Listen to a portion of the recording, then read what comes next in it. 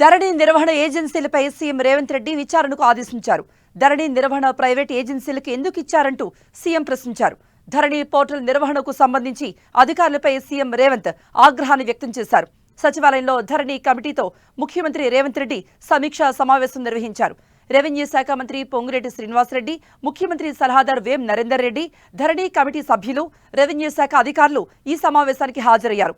ధరణిలో పెండింగ్లో ఉన్న దరఖాస్తుల్ని వెంటనే పరిష్కరించాలని ముఖ్యమంత్రి రేవంత్ రెడ్డి ఆదేశించారు. మార్చి మొదటి వారంలోనే అన్ని మండలాల తహసీల్దార్ ఆఫీసుల్లో వీటిని పరిష్కరించేందుకు అవసరమైన చర్యలు చేపట్టాలన్నారు. ధరణి కమిటీ చేసిన సూచనలు పరిగణలో తీసుకుని పెండింగ్ దరఖాస్తుల పరిష్కారానికి అవసరమైన విధి విధానాలు రూపొందించాలంటూ రెవెన్యూ శాఖను ఆదేశించారు.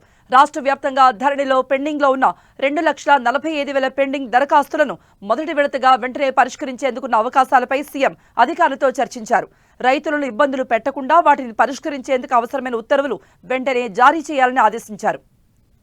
2020లో అమల్లోకి వచ్చిన ఆర్ఓఆర్ చట్టంలోనే లోపాలున్నాయని ధరణి కమిటీ ముఖ్యమంత్రికి నివేదించింది.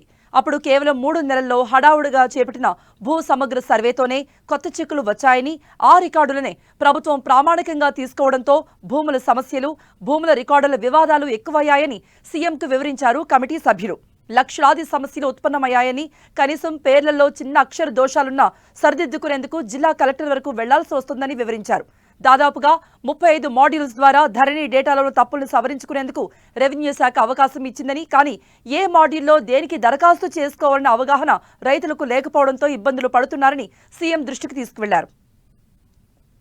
లక్షలాది దరఖాస్తులు ఇప్పటికే తిరస్కరణకు గురయ్యాయని, ఒక్కో తప్పును సవరించుకోవాలంటే 1,000 రూపాయల ఫీజు చెల్లించాల్సి ఉండటం రైతులకు భారంగా మారిందని తెలిపారు. అటు రిజిస్ట్రేషన్ల శాఖ, ఇటు రెవెన్యూ శాఖల మధ్య సమన్వయ లోపంతో నిషేధిత జాబితాలున్న భూముల క్రయ విక్రయాలు కూడా జరుగుతున్నాయని కమిటీ సభ్యులు వివరించారు.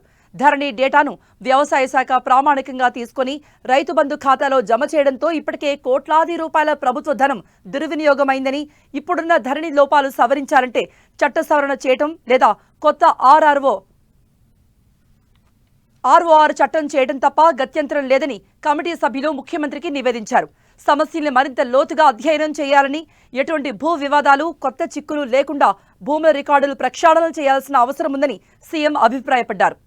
భూముల రికార్డులపై ప్రభుత్వం తీసుకునే నిర్ణయాలతో ఇప్పుడున్న లోపాలన్నింటికీ చెక్ పెట్టడంతో పాటు కొత్త సమస్యలు రాకుండా ఉండాలన్నారు సీఎం. కమిటీ ఇచ్చే తుది నివేదిక ఆధారంగా శాశ్వత పరిష్కారానికి నిర్ణయం తీసుకుందామని చెప్పారు. తక్షణం పరిష్కరించాల్సిన సమస్యలపై దృష్టి పెట్టాలన్నారు సీఎం.